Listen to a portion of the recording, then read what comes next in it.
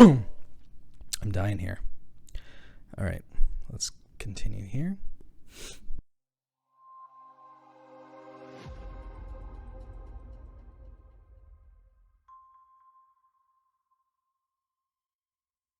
Welcome back to this week's Memory Hold news segments. And if this is your first time, I want to say thank you. My name is Rudy Carlos, and this is a production of the Guadalupe Radio Network, a subsidiary of Catholic Drive Time, the one and only, where we cover the headlines from the Vatican to the White House and all points in between. You can catch us live. We do the Catholic Drive Time show Monday through Friday on the Guadalupe Radio Network.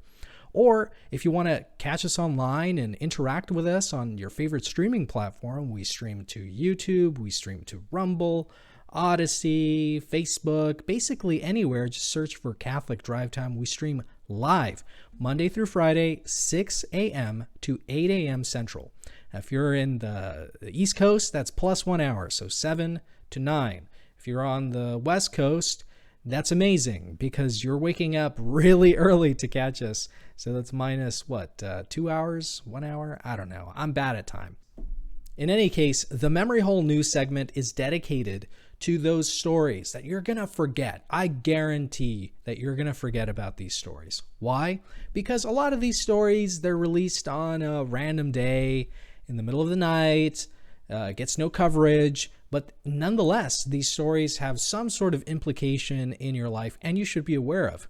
So that's why we call it the Memory Hole news segment. It's those stories you're going to forget about in our super fast news cycle. Now, before I get into it, I just want to present a test to you. I took this test the other day. I found it surprising. It was blowing my mind, actually. Okay.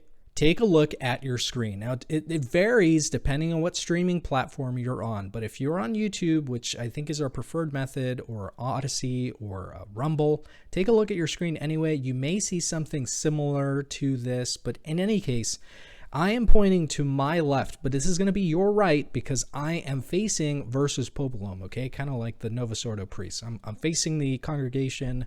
The steering wheel is behind me. I'm not looking at the red. So take a look here. Your right, you should see a red rectangle. If you see a red rectangle, click on it, okay? You are part of the 25% of the people. I think if I remember correctly, the statistic is 25% of the people can see this, okay? And it says that if you can see it, you should click on it, subscribe to the Catholic Drive Time channel. If you don't see that, if you don't see anything that says subscribe, go to your optometrist. You probably need eyeglasses or contact lenses or maybe LASIK surgery. I don't know. The point is your eyesight is not good. You should get it checked out. But in any case, subscribe to the Catholic Drive Time channel. Click like on the video below. You should see a thumbs up button. Click that thumbs up button. It really helps us fool the YouTube algorithm. It helps us to reach more people. And if you dislike this content, make sure to hit the dislike button, but do it twice. Show us you really hate our content. Just smash it twice. Say, I cannot believe this guy. Why don't you even do it 4 times? Do it 4 times. Click, click, click, click. Anyway, let's get into this week's news segments. For the week of July 4th, here are the 5 headlines you should know about. This one is from the AP. And the headline goes, companies could face hurdles covering abortion travel costs. The legal landscape is changing quickly in response to the overturning of Roe. Some companies are considering adding so-called travel benefits to their medical plans for their employees to have abortions in states where it's restricted, like here in Texas. Some companies are finding that there are some risks involved. In May 14th, state lawmakers in Texas sent a letter to Lyft, the popular transport service, warning the company to rescind its abortion travel benefits, saying that they plan to introduce legislation that would ban companies from doing business in Texas if they pay for abortions or reimburse abortion-related expenses.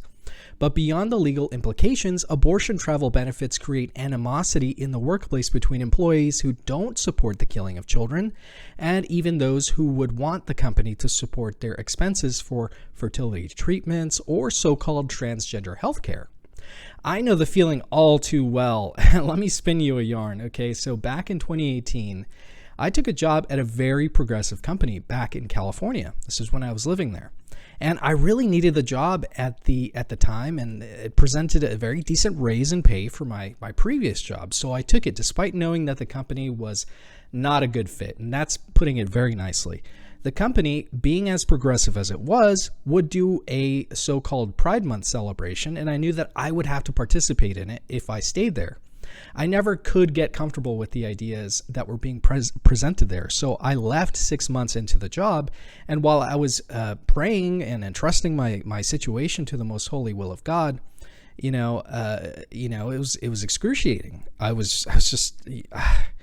I wish I could be more thorough about it, but really it was, I'm being hyperbolic, but it really was the dark night of the soul.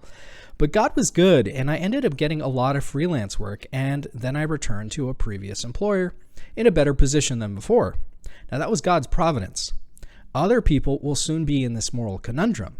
And I have a friend who is in a company, who works at a company that's planning to pay for people to commit murder across state lines. And he's not willing to continue there.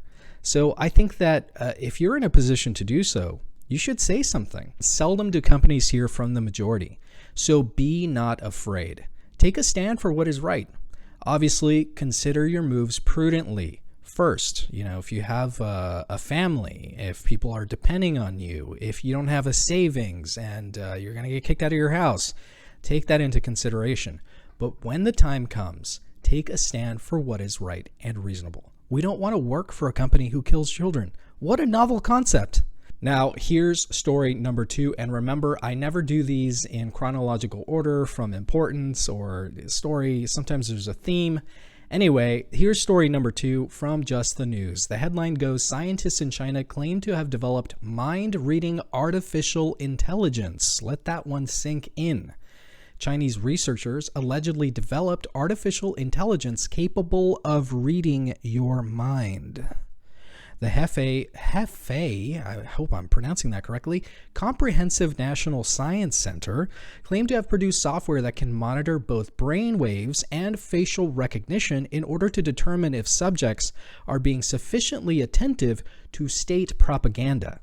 The scientists in charge of this purported artificial intelligence allegedly claimed that it can judge how party members have accepted thought and political education, as well as provide real data for thought and political education, so it can be improved and enriched. Okay, one thing I've realized over the many years that I've been around in this great big marble, this veil of tears, is that things aren't so different outside of the Western world. If this tech is available over there, it's safe to say that it's over here too. I don't need to remind you that your phone is suggesting things to you that you thought of in the form of advertising. And don't call me crazy. I know that you've experienced this before. I've talked to many people who say the same thing. They think something, and then the phone, somehow, some way, it knows what you're thinking, and it suggests it to you in an advertisement. Sometimes you say it out loud, and they present it that way, but I've had the experience where I thought about something, and the phone suggests it. There's also a story of a woman who she found out she was pregnant before she even took a test because Amazon was suggesting things related to her pregnancy. So this technology is around. You should know about it. Now, here's number 3. This is from The Blaze. The headline reads, Expose reveals Twitter and other social media platforms routinely hire former feds. It's a revolving door. Now, Alan McLeod of Mint Press News has just released an expose of the hiring practices in Silicon Valley, particularly at Twitter, and his findings suggest that many social media companies have filled some of their highest security positions and most influential positions with former members of federal agencies, including the FBI, CIA, and the military. I mean, you name it, your favorite alphabet agency, they're probably taking jobs in tech. Now, McLeod carefully noted, however, and I think he's being careful here, that none of the persons mentioned in his piece are considered bad actors, and that there's a limited pool of people qualified in those sorts of fields. However, McLeod also argued that the career pipeline from federal agency to social media platform is both bad optics and a conflict of interest. I agree with that. All right, we're moving pretty fast through this week's headlines. At number 4, we have one from the Gateway Pundit. The headline goes, Georgia Guidestones Monument bombed at 4 a.m. Structure represents New World Order. Calls for significantly smaller human population. The Georgia Guidestones are 19-foot granite monoliths and are inscribed with 10 messages that are etched in stone in 8 different languages, or at least they used to be because they've been demolished. The messages, known as the guiding principles, advocate for population control, environmentalism, and internationalism. And the monoliths, which are located 100 miles from Atlanta in the northeast corner of Georgia, were mysteriously erected on March 22, 1980. Now, here are some of the things written on the now bulldozed stones. Number 1, maintain humanity under 5 million in perpetual balance with nature. Number 2, guide reproduction wisely, improving fitness and diversity. And number 3, unite humanity with a living new language. Number 4, rule passion, faith, tradition, and all things with tempered reason. Number 5, protect people and nations with fair laws and just courts. Number 6, let all nations rule internally, resolving external disputes in a world court. Okay, so a world court. A red flag, boom, boom, right there. Number 7, avoid petty laws and useless officials. That one's reasonable. Number 8, balance personal rights with social duties. No. Number 9, prize truth, beauty, love, seeking harmony with the infinite. Number 10, be not a cancer on earth. Leave room for nature. Leave room for nature. He repeats that twice. And I say he because the story of the Guidestones, well, it's a very complicated one. I'll get into that in just a minute. It was a man. His name was R.C. Christian. Now, the Guidestones also serve as an astronomical calendar, and every day at noon, the sun shines through a narrow hole in the structure and illuminates the day's date on an engraving. Now, that's according to a description on the State of Georgia's tourism website. So, as I mentioned, the history of the stones is odd, to say the very least. I would love to go into detail about them, but it might be a little too long. So if you're interested, please check out Jimmy Akin's podcast on his podcast, Mysterious World. And I, for one, am glad they're gone. Anything or anyone who advocates for population caps is a bad actor, in my opinion. And these seem to be an inversion of the 10 Commandments, which actually do more good than this nonsense. I'm glad they're gone. Now, we made it to the end. Number 5. This one is from the Washington Examiner. The headline reads, Protesting Dutch farmers reject government's terms for dialogue. Dutch farmers started a massive protest in June following the passage of a proposal in Parliament that sought to cut damaging pollutants drastically.